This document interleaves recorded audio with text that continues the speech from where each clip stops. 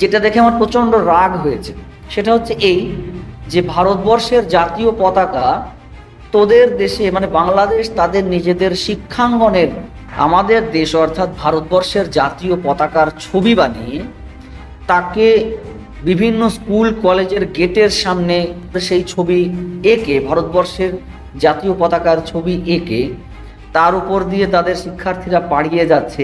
এটা প্রমাণ করে নোংরামি এবং অসভ্যতামি এবং মৌলবাদের কট্টরপন্থী নোংরা মূর্খামির চরম অন্ধকার, মূর্খতার চরম অন্ধকারে ডুবে আছে এরা।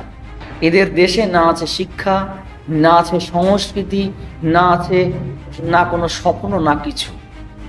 এ কি নোংরামি ছোট লোকিপনাতে মেতেছে বাংলাদেশিরা, বাংলাদেশের সরকার। বাংলাদেশের সরকারকে আমি এই ভিডিও মারফত আমি একটু একটা কথা জানিয়ে রাখতে চাই, এত চোখ রাঙানি ভারতবর্ষকে দেখাবেন না। ভারতবর্ষকে চোখ রাঙা